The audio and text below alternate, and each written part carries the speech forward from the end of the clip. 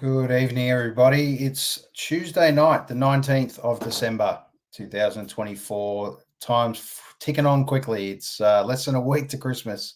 Lots of things happening, which has been great.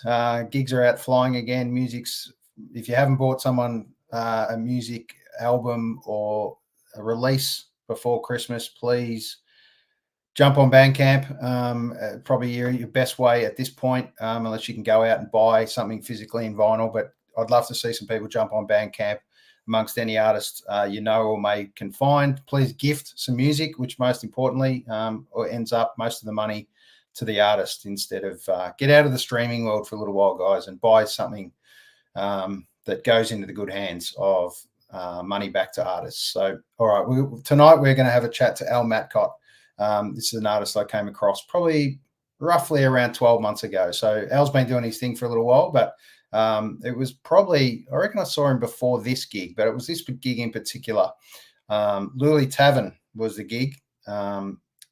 DJ Pistol Pete doing his thing beforehand, and Al played this gig. And I saw Al, this was kind of the old lineup that Al had for the night. It's changed slightly since then, but this is 12 odd months ago. It's an exciting time. Music's been put out now, and we get the chance tonight to speak to Al Matcott on episode 124 of So What's Been Happening. So let's bring him up. Welcome, Al. Hello. How are you, mate? Welcome to episode 124 of So What's Been Happening. Cool intro, man. Cheers, mate. Yeah, cool. Just a little bit of quick history on this show. May not have told you, but this show was kind of born out of the bad days of COVID. Everyone was kind of well over the fact of jumping on Zoom and having a chat to everyone, yet we find ourselves a couple of years on doing exactly the same thing. But what we've done now is we all got shut down overnight. Musicians obviously mean so much to us and friends of ours. A lot of them are musicians. So we thought we'd get one on who happened to be Ryan Sterling, local artist from Diamond Creek Way, jumped on the first show and literally played a few songs in between chats on shooting the shit of how bad we all felt. We know how hard musos did it during that time. So good things came out of that period, I guess, but so hard for so many, as you know, and we'll touch on. But this show now turned into a bit more of getting to know artists, both visual artists, musicians, and sports people as well. And that's kind of where this show's ended up. And 124 episodes later, mate, we're still kicking around. Right on. Did you live stream a bunch of Melbourne's wins in 2021? We did. It was it kind of got me through, mate, to be perfectly honest. Yeah, I remember being on a live stream in the game where you were playing against Geelong, final game of the season. Max Gawn kicks it like after the siren to put you on top of the ladder. Yeah. I was watching that with some Melbourne supporting friends, and they were pretty chuffed. Yeah, absolutely. Are you a Cats man? No, I'm a North Melbourne supporter. Oh, there you go. I've got you horribly wrong. Don't know why. I thought you might have been a Cats man. Anyway. Yeah. Okay. All right. Well, firstly, mate, welcome for coming on the show. It's been you've been one on the list for quite some time, so please don't feel I've hacked through 100 artists before I've got to you, mate. But it's my pleasure. Thank you very much for having me. Yeah, it's great to have you on.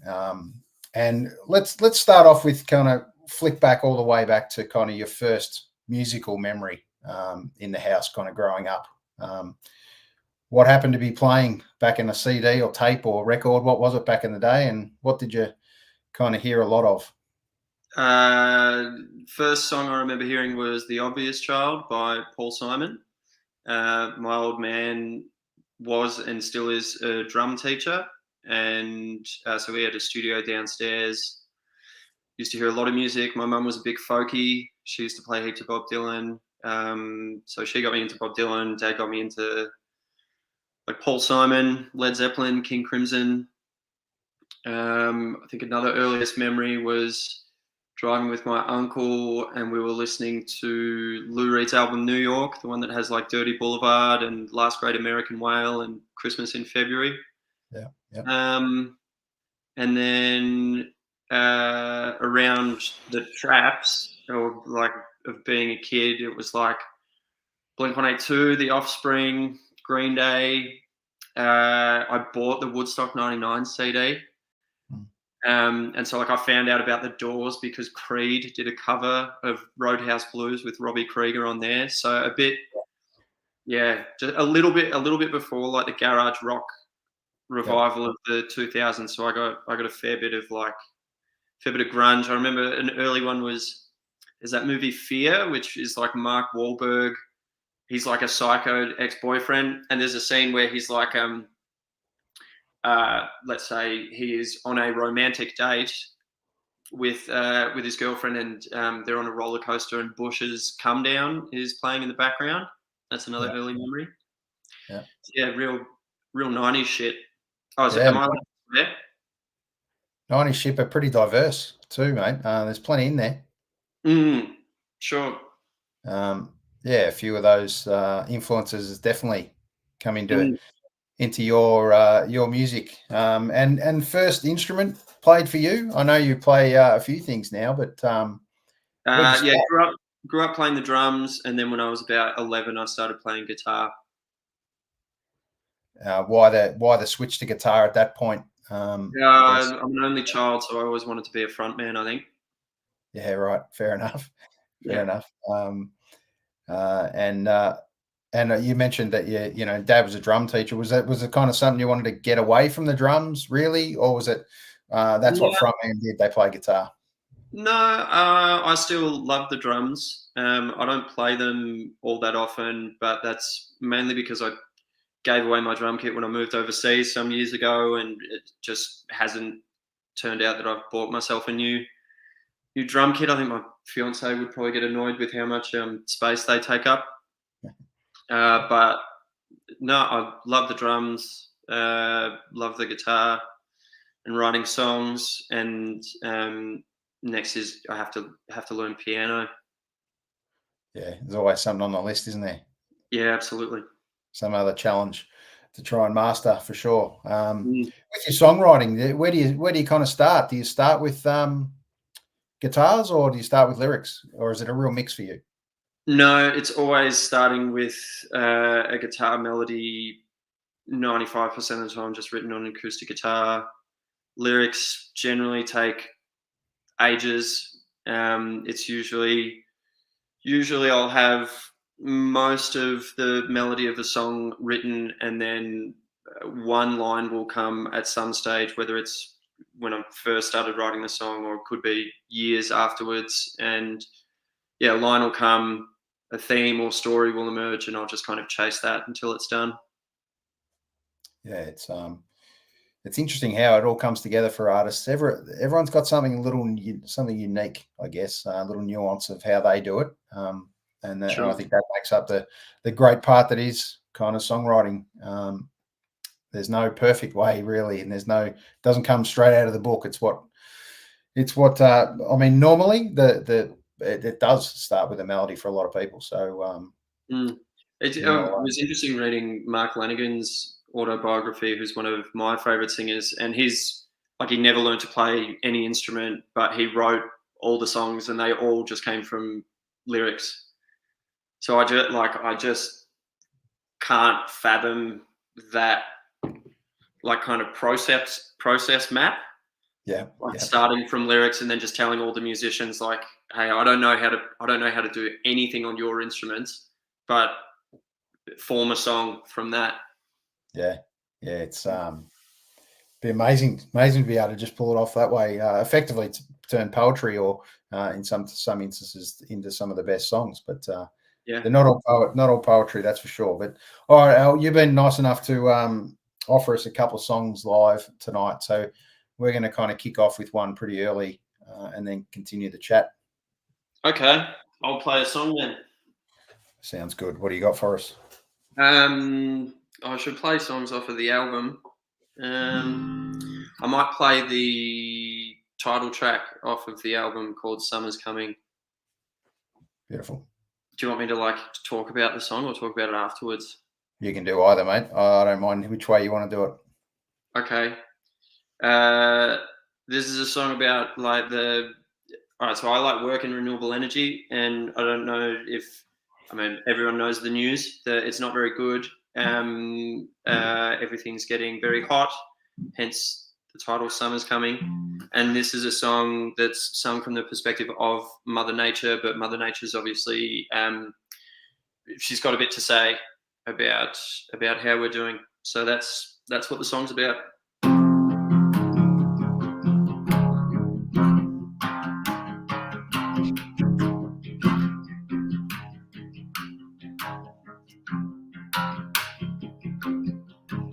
Mother mourning for the world, all she's felt and seen and heard, made to feel a useless girl, but one day soon, man, she'll get hurt. She said, now that summer's coming, I can care less about all you motherfuckers, you deserve what you get. 100,000 diamonds in a crown on my head, what's the life leaving your eyes with both my hands around your neck?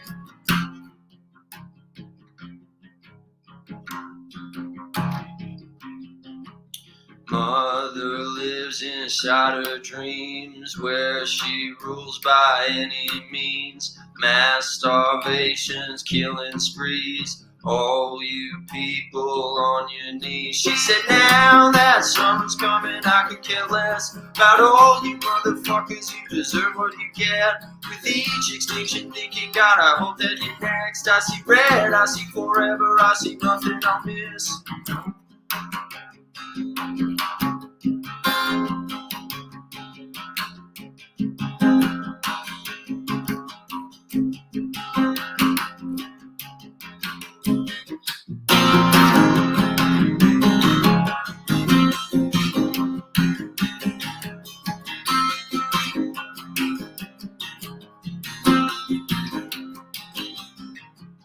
Mother wants to end it all for these frauds and criminals who sell her children's future for a fleeting chance to feel adored. She said, now that summer's coming, I could care less about all you motherfuckers, you deserve what you get.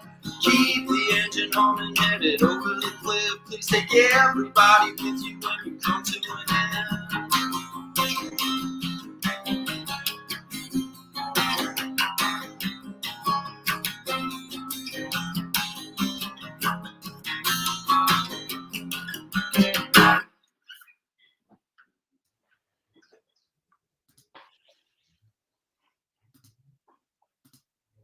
Oh, sorry. We're still here, mate. Beautiful. Thank you. That was great. Loved it. I've heard it live, never one-on-one acoustic. It's not exactly. It's it's not the most acoustic song in the world, but there you go. That's right. Yeah, it's pretty special to have it stripped all the way back to acoustic and just yourself. It's great to hear. Where did that kind of fit in? Obviously, it became the title track of the album, but where did that kind of fit in the recording of this entire album? Where did it fit in the recording of the entire album? It probably from the timeline point of view. So we recorded the album in kind of two halves. We did one set of sessions around May and one set of sessions in November last year. And that one we did in the second session.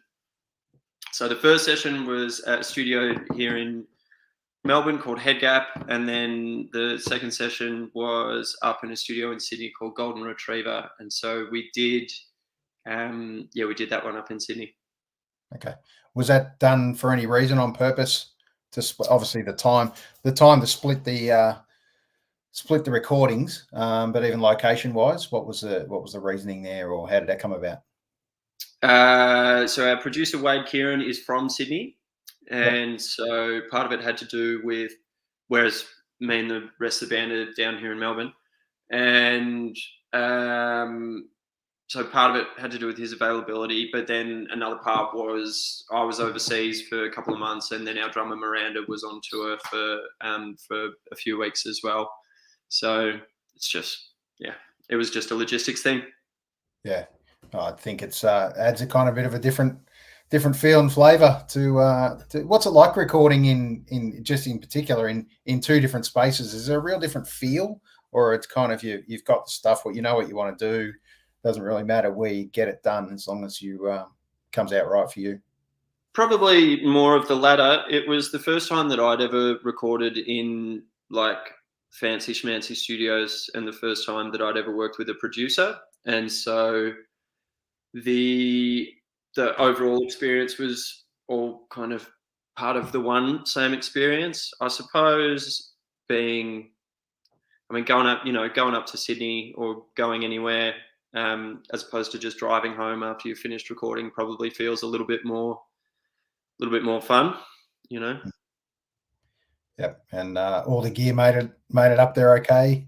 Didn't get any of those headaches with the planes and all those kind of horror stories you've heard on the back of plane flights. Oh yeah, no, luckily, yeah, when we were recording it was fine, but when we just did our tour, just the last few weeks when we were up in Sydney and Wollongong, bassist Phoebe's bass never made it, so just had to get a new one up there, and that was his own adventure. Yeah, but no, for recording it was all fine. Yep. And are you one of those kind of guys that really loves to play your gear? It just feels different and it feels like an extension of you versus grabbing any guitar and doing your thing? Well, I'm left-handed, so there's only a few guitars that I can ever grab. I'm not very compared to other members of my band. I'm not exactly like an audiophile or like a psycho with tone, like my bassist Brendan, or guitarist now, but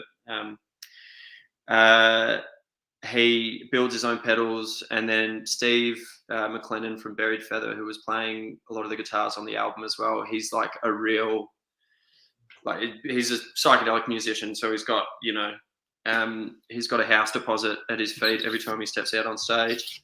And he's just he's so clued in to great tones. And so I spent a lot of time relying on them for the tones that worked. I knew roughly the tones that I wanted to go for, and just had a lot of expertise around me to get them. Yeah, I think, I can tell you for absolute certain, mate, that launch that I saw at Northcote Social Club absolutely blew me away, mate. It was incredible. That's very kind of you to say. Thank you. Thanks for being up there doing your thing, mate. I know, obviously, Freya was a special guest, and you had others that were there for the night. But geez, the band's super good now. You've come so much further in 12 months. Is that kind of just because of more playing? I know you've added, bass, obviously bass now. Brendan switched across the guitar. And that's kind of made a whole different feel of the band. Somewhat. It feels like just around the time that the album tour was coming up, it felt like the lineup was really clicking. And then the tour was, there was a lot of it was a bit of a roller coaster for a whole variety of reasons, but all of the shows we were just, we were playing really well, and it just feels like how do I describe how the lineup's feeling? Feels fucking great. They're that's good. Three of my best friends, and it's a pleasure doing shows with them. Yeah, look, it must have been pretty special to have close friends to you, obviously, but being able to play almost night after night for almost a month, solid, must have been pretty cool, mate. Yeah, exactly what it's supposed to be, right? What you really want it to be. Just wish you earned money from it, and that you could do it way more often. It's that's the frustrating part, that's for sure. But I can tell you, mate, that's why people like me and friends of ours try and get out to as many gigs as we can, mate. Try and support artists. We don't take kind of free tickets or any of that sort of stuff, and try and get in and pay where we can, and always try and take someone with us that hasn't seen you before. So hopefully we're slowly trying to build an extra audience as well. And the great part that I love about gigs and live gigs is the supports.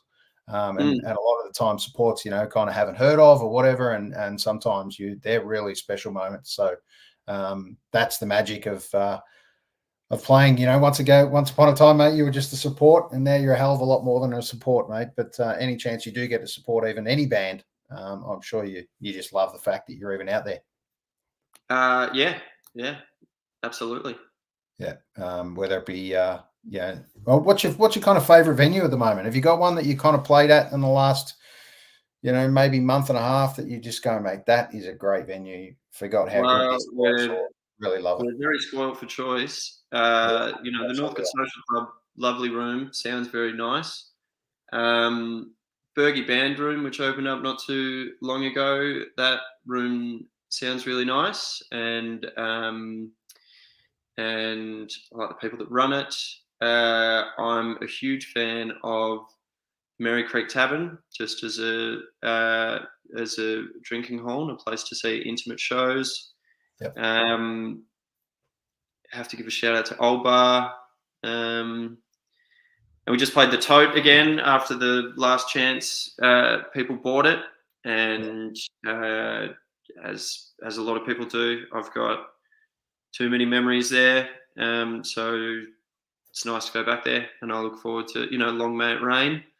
And I also love the Gem. Absolutely. Yeah, it's really hard to go past the Gem, to be perfectly honest.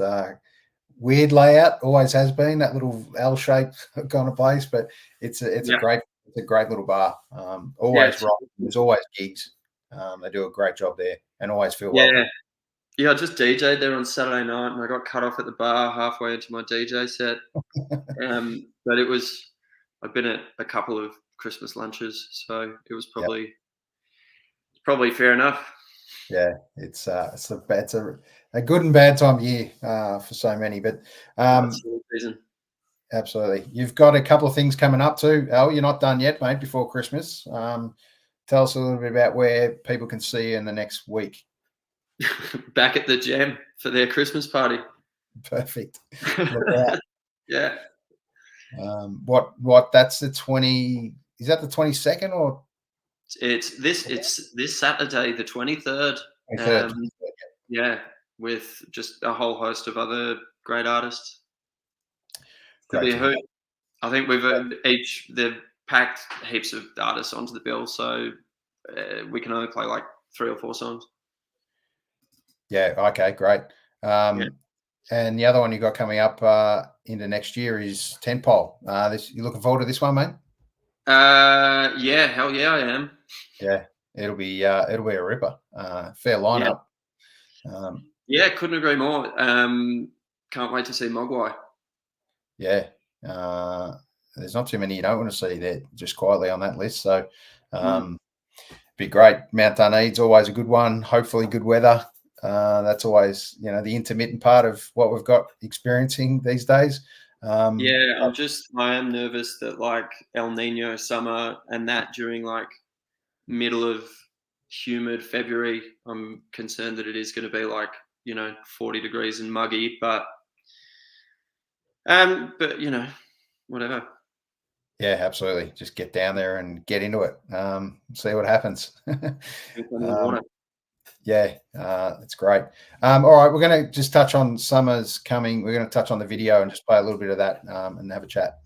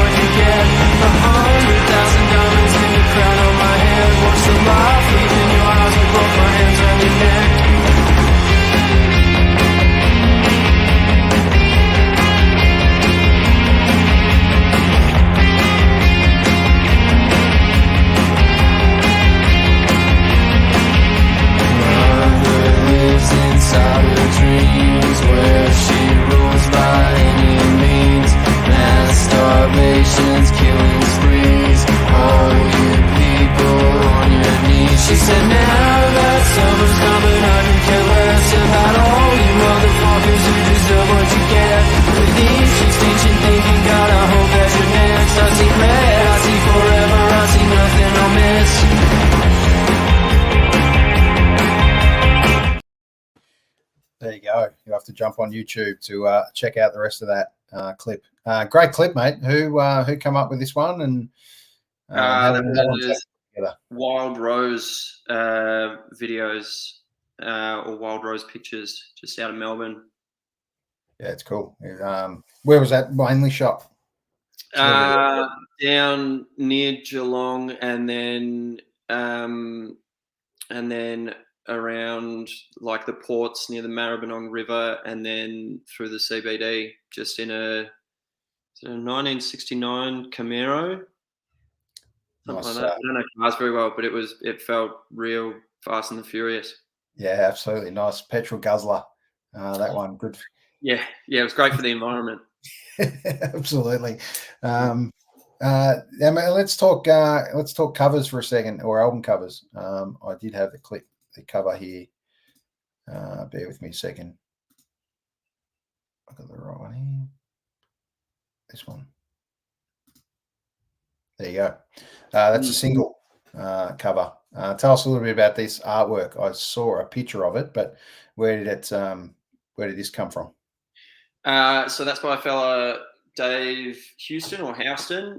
He runs Cactus Room in Thornbury. His art goes under High Noon Moon, and he does a bunch of lino cuts. So he did 3 different lino cuts for 3 singles off of the album, and then just changed the color on the Summer's Coming one for the album cover as well. But just wanted something a bit like, how do I describe it? Like vampire tattoo kind of shit. Mm-hmm. Yeah, come up really well. Colors are great too. Obviously big contrast colors, but I didn't realize it was a lino cut, but yeah, I can absolutely see it. And then very cool. Had like a gatefold vinyl, and then the inside of the vinyl kind of looks like, I kind of describe it as like the menu screen from like a DOS video game that's like set in hell. Yeah, right. Yeah. So just kind of leaning into just kind of goth stuff, I think.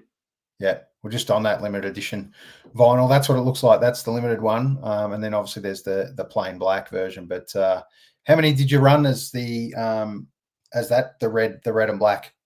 Either 50 or 100. Okay, yeah, it's cool. It's it does have that goth kind of. Every girl you ever met, goth. They had that goth kind of same blend. Yeah. All right, let's move into one more song, mate. We're going to get to play one more, and then we'll have a chat about some other clips you've put together. Okay. I might do.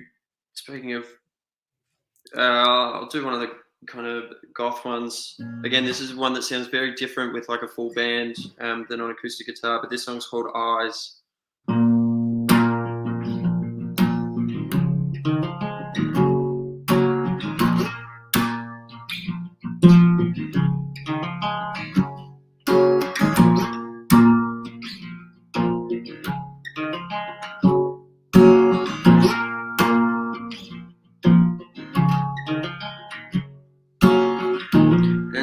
Void of cruelty, fear, and lies.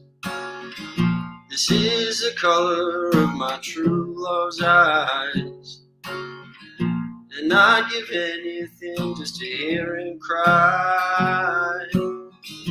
Cry my name as he sets my world on fire.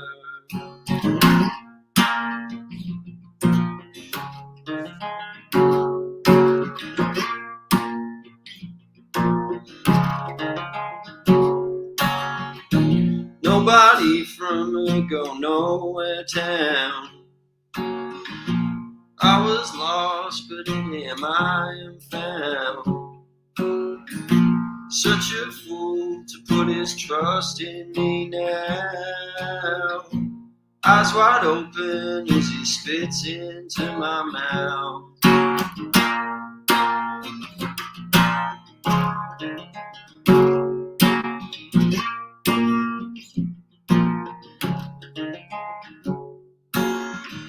And every night I gather helpless in his thighs, crawling through his chest to a hole where I can hide.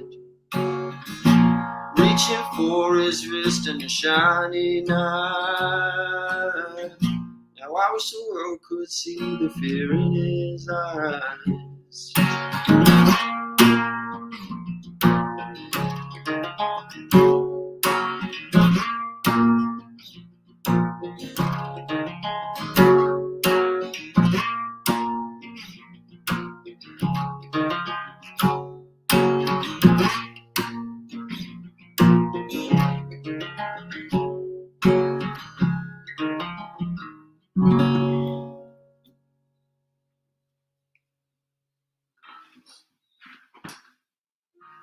Beautiful, mate. Thank you. Thank you. Right. That was great. I love that.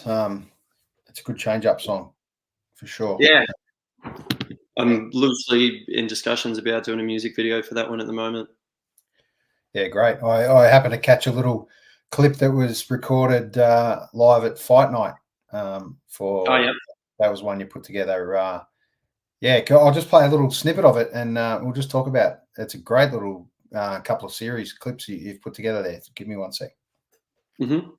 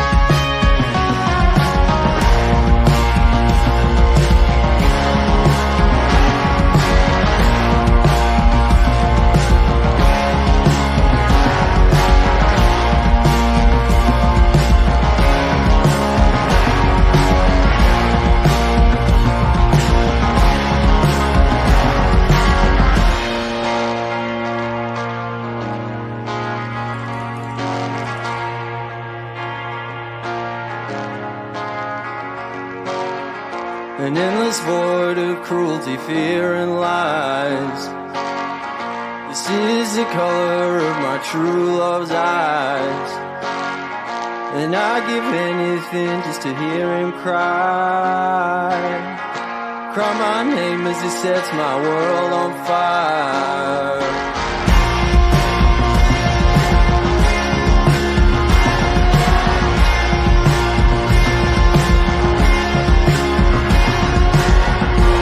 Nobody from a go nowhere town. I was lost, but in him I am found.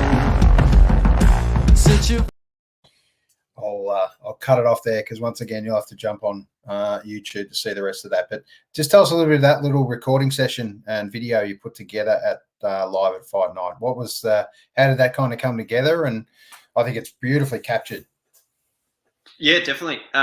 Looks great. It was a bit of a weird experience because you could either have cans on and have your amps in other rooms, or have your amps in the room and they had to be turned down like so low for it to work. And so we opted for amps in the room, and so it was like it was the quietest, like it was for like a band where it's like, oh, it's a rock band, everything needs to sound loud. It was like the quietest recording session ever, but it just looks, I mean, it looks divine.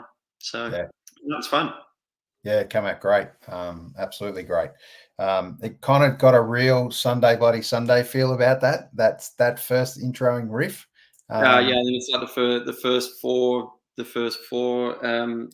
notes of the thing I play on guitar, and then it changes from there. But yeah, I know what you mean. Absolutely. Yeah, absolutely. When I first heard it, I thought, wow, that's captured, but it's got your take on it, which is really cool.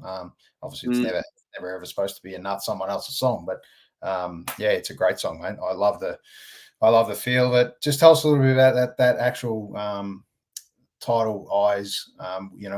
Give us a little bit of story about the song. It's a song in which two gay vampires are having sex with each other.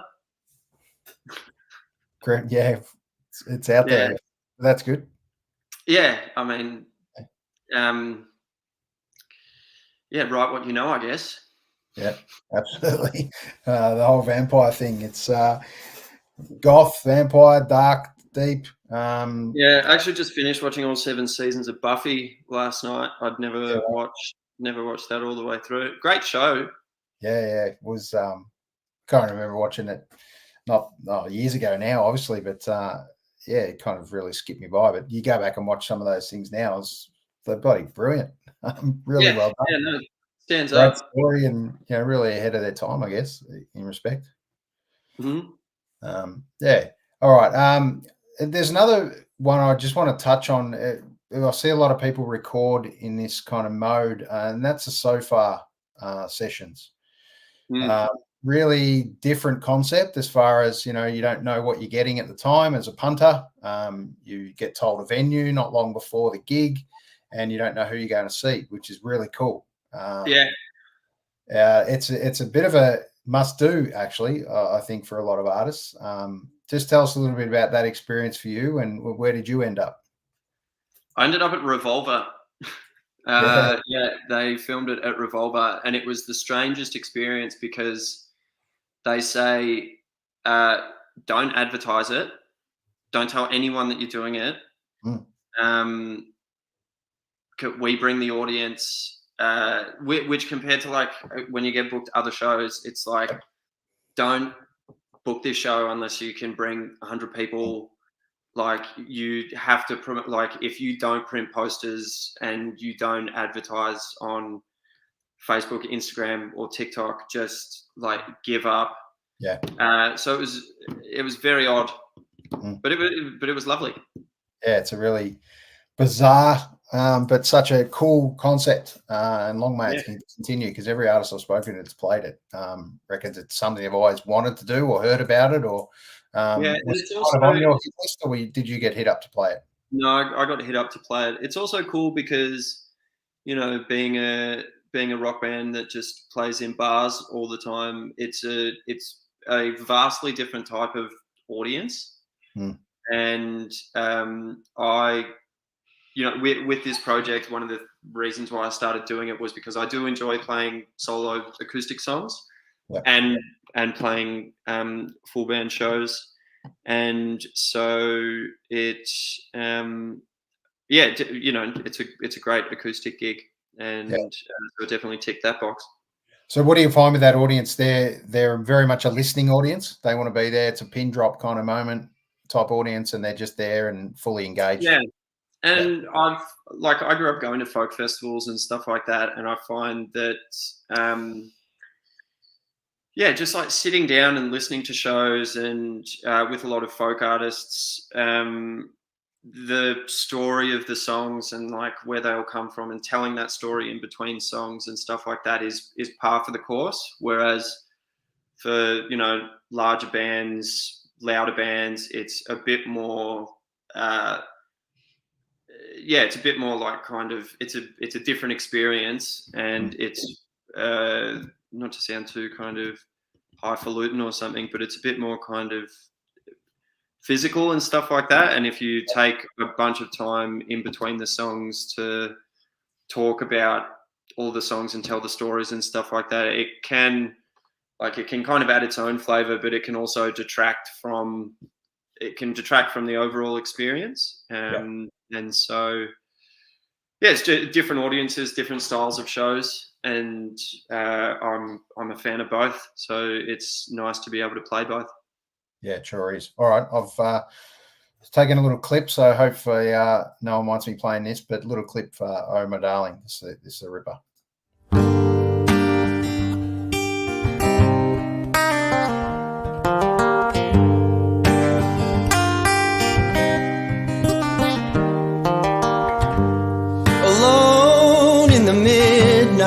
Crowd again, a heaving sea of right now, let it never end. Thinking I'll be leaving soon, suddenly something across the room. I feel your eyes cold, white light blankets the wall where our shadows first met, and we touched in silhouette.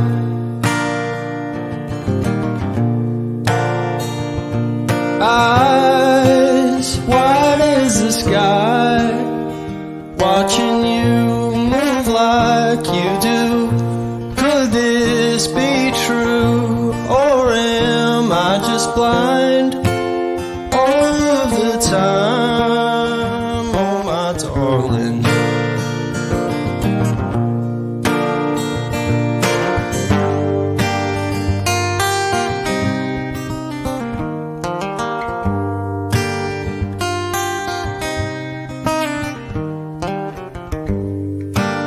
Back of a cat.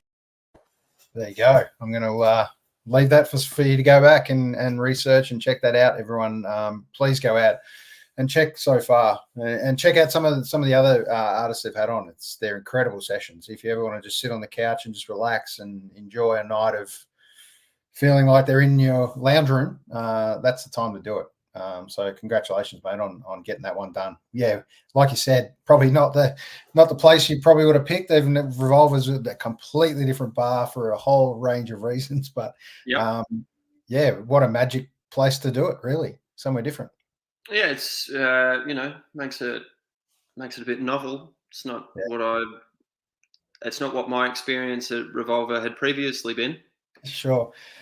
It's and probably will never be again. Let's face it, you probably never go and play that type of gig there ever. If you ever played Revolver as a band, it'll be back in the style of full rock band, big show, full energy, and no chats between songs. That's for sure. No, I think they'd tear you apart if you started talking too much there.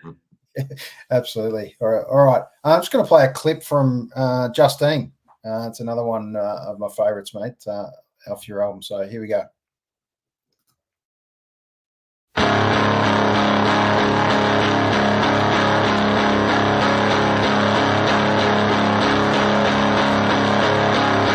Justine, you further yet to fall.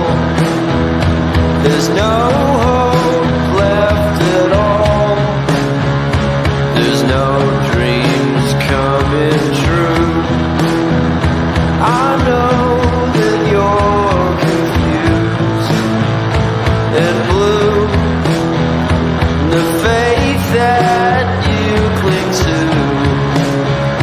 I hope that it's bulletproof.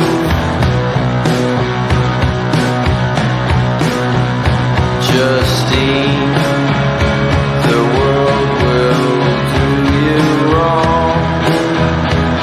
You'll be set upon. You'll be made to lose. Seek comfort in the truth, or don't. There's no one to lean on. There you go. It's got a bit of a vintage old Watch and Rage back in the day, mate. It's a great clip. Different look. Thank you. Different look, lighter hair. Yeah, it almost makes me want to get a haircut. A few years ago, that one. Yeah, a few years ago. All I remember from that clip was so it's shot in slow motion, and as the clip goes on, I start running behind the car. I was in boots and had to keep running over and over and over again. And by the end of the video, I'm actually running about as fast as I could run. And the next day, I couldn't walk. Yeah, there's always a good story behind any clip that's put together. You gotta suffer for your art. Roll, mate. Yeah. And this was off this album from memory. It's a little different. Matcott looking these days, back from the early days. But you gotta progress. You gotta move. That's it. You're lucky enough to be in a position where you get to grow your hair, mate. As I mentioned before, that I don't get many options these days. So I'm envious. It's fair to say the least. Color and length. Yeah, well, I mean, yeah, what can I say? Yeah, exactly. Neither of us can grow a beard though, so. Yeah, that's right.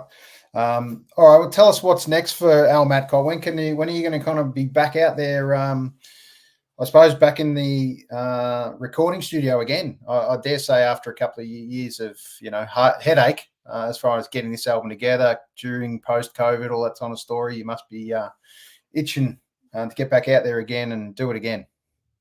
Yeah, looking to record around the middle of next year. Just about to tee up with Brendan and start putting together the demos. Got most of the album finished, like in terms of the songs, like melodies and lyrics and stuff like that. And so, yeah, just I'm emotionally very in that at the moment. So, yeah, working on all those songs every day. Yeah. Can you give us a little sneak into where that's kind of heading? Is it a different feel, or is it along the lines of kind of some of these songs that are on that current album? No, so this album was very. This was kind of the whole album is about like the climate crisis, and it's very grim and bleak. And this next album, there's a little bit more light coming into it. There's some, even when I try and write like kind of happy songs or brighter songs or whatever, they tend to not be very thematically bright at all. But the melodies are a bit nicer. It's definitely more kind of country and acoustic. Got a song on there. Got a song on there about Sleeping Beauty. Got a song on there about the Ben Robert Smith trial. If you were following that one. What else have I got on there? Some kind of sweeter songs. It's taken me. I've been with my fiance for almost. Oh, now I'm going to look bad. A bit over 8 years. Yeah. And it's taken me until now to actually write songs about her. So hopefully those ones aren't too sad. Otherwise, I might cop a stern talking to. Yeah, absolutely. But I'm sure, 8 years is a long time, mate, in anyone's language. So if you're just still together in 8 years, you must be doing something right. As is she. Yeah. I do. She's lucky to have you, mate. So a talented musician like yourself. Let's hope one day you hopefully can do this a little bit more for love and money, not just love. Yeah, we'll see. Yeah, exactly. Would be nice, wouldn't it? All right, just give us a couple of your biggest inspirations as far as currently in your music life. As far as not so much current artists, we'll talk about that in a second, but just musicians that you've kind of followed, bands and songwriters. Who's really influenced you, kind of in your current eras that amongst the last kind of 10 years? In the last 10 years. All right. Well, for the Summer's Coming album, the artists that were really inspiring me were Mark Lanigan, Kelsey Wolfe, the electronic artist Blank Mass, Swans, this kind of prog rock, stoner rock band called Elder. And then for this next batch, it's gotten a lot more acoustic. Still like Sharon Van Etten, I'm fairly obsessed with. Kurt Weill, like his album Smoke Ring for My Halo is, I'm spending a lot of time listening to that at the moment. And then artists who I've always drawn for like kind of excessive inspiration from, like Elliott Smith, Cat Power, Marissa Nadler, and yeah. But in terms of albums like that I've just been slamming recently, there's this Seattle doom metal band called Bellwitch whose album The Clandestine Gate I've been listening to a lot. It's like 180-minute doom metal track, which is sick. And then this other band from Austin, Texas called Being Dead, and their album When Horses Would Run. It's like a just kind of chaotic, fun garage rock with just heaps of twists and turns that are always really catchy, with very, very remarkable vocal harmonies and just a great sense of humor. Yeah, let's mate, thanks for that. And maybe a local band doing the thing somewhere in Australia that or you've toured or has supported you anywhere recently. Give us one that you'd love to kind of give a bit of a shout out to on this show. Someone that you've seen. I'll go the one that I'm wearing, Dr. Shaw's Unusual Practice. My drummer Miranda plays in that band as well, and they fucking rip. They sure do. And it's a great band. It's always a great band. And another one who I'm going to see Friday night, Grinspoon, and supported by Private Function, which will be an absolute. Private Function. Yeah. My Aidan McDonald, the drummer of that band, is one of my oldest, dearest friends. Yeah. Can't wait. They are a hoot and a holler. Great to see them flying as well. Absolutely. All right. We're just going to touch on one more song before we finish. This is another song on Summer's Coming. Our Mother, The Mountain. We're going to play a little clip from that and then just have a quick chat about it.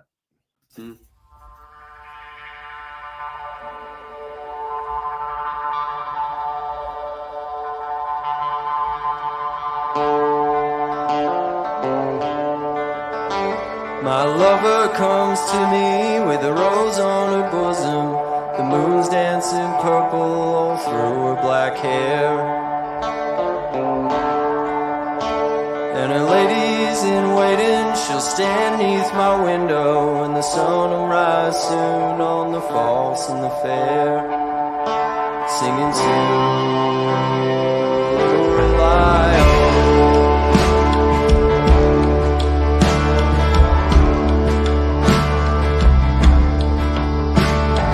Tells me I come from my mother, the mountain, and her skin fits her tightly, and her lips do not lie.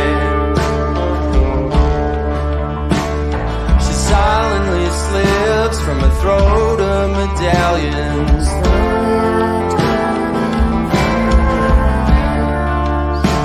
singing to rely on.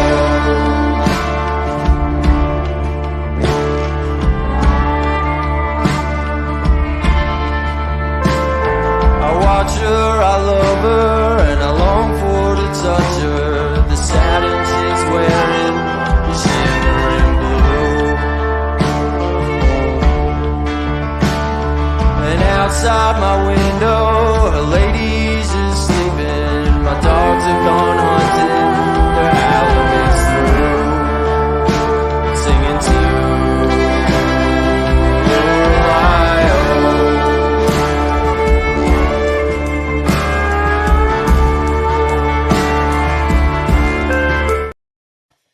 There you are. A couple of cheeky little special guests on that one as well. You get to see some footage of there. Great to have extra musicians, great friends of yours that call in at any time, mate, and be part of the show, part of the fun. Yeah, I mean, I was just I was stoked to have Freya Josephine Hollick be up for being a part of it all. Yeah, she's got an incredible voice and a fantastic act in herself. Long may it continue. Hopefully you can get her again and play some more music. She was fantastic at your launch as well, Northcote Social Club. So we're going to touch on this gig as well we've got coming up. This is this one's coming up. It's just gone, sorry, has it? No, it got postponed. It got postponed because a bunch of the other artists all got COVID. And so, yeah. Yeah, I mean, I look forward to whenever it happens. Yeah, cool. All right. Yes. Well, I didn't realise that one had been postponed, so we'll come back to that one at a later date for a worthy cause, no doubt. So, all right, Al, just give us one thing. If it wasn't music for you, where do you think you were going to head? What was, if it wasn't, obviously you go from a musical family and music inspired family as well, but what did you think you were going to do if it wasn't music for you? Couldn't tell you. I've been working in renewable energy for the last almost 7 years for a good company, and I'm happy I've ended up working in that field because we're all going to die otherwise. Not that I'm saying that I'm what stands between us and Armageddon, but no, I wouldn't have had a clue. I spent years just working in factories. I taught English in Colombia for a while. Not even a jack of all trades because I'm pretty useless at most things. No, I've just kind of stumbled my way into where I am now, and happy on here. But no, all I've ever thought about since I was a kid is music. So hence why you keep doing it, you know. Yeah, absolutely. And if there's one festival I could transport you and the band right now to, could be any festival from any era you've ever kind of looked at or watched or whatever. Is there one that you kind of think, God, I would love to play that or have played that? Well, everyone from Melbourne says Meredith. And aside from that, Pickathon outside Portland, and Levitation. Cool. Where's Levitation? It's either in California or in Austin. I'm pretty sure somewhere in California, but I could be wrong. Yeah, cool. Yeah. No problem. All right, we'll look it up. Check it out. All right, Al. It's great to see you, even though it's only on this medium. Hopefully we get out to see you again at the Gem, potentially Saturday night to round off Christmas. It'll be a great gig, absolutely, for sure. A couple of songs each and some great musos and friends in the room. It'll be an incredible way to kick off Christmas. So most importantly, mate, stay safe. Thanks for joining us on episode 124. Look forward to catching up with you definitely in 2024. It's going to be your year, mate. And I look forward to seeing you at another gig soon. No worries. Thank you very much for having me. No worries. Have a great week. See you, Al. Bye. Fantastic to have Al Matcott join us on episode 124 of So What's Been Happening. Stay tuned to find out who we've got coming up in the next couple of weeks. We'll take a couple of weeks off probably, and then we'll got some exciting announcements for early, maybe mid-Jan onwards. But I'd like to just have a special thank you to some of these incredible artists that we've had on the show in the last 2 years, 2 and a bit years now. So if your name is on that list, thank you so much for being part of this show, and look forward to having you back on in the next kind of 12 months, 18 months, and talk about all the good things that are happening in music. And just to check out some more about stuff about us on our link tree is where you find all our latest information. This podcast goes up as an audio podcast, also stays on YouTube. So please check it out. Please feel free to share this on the socials, as we all do. And Al Matcott is who you're looking up. I'll just bring up the website here to check it out. almatcott.com. Please check that out. And most importantly, buy an album. Jump on, and it's great to have Cheer Squad Records and Tapes supporting Al Matcott. So fantastic to see. All right, guys, have a great week, and we'll see you soon.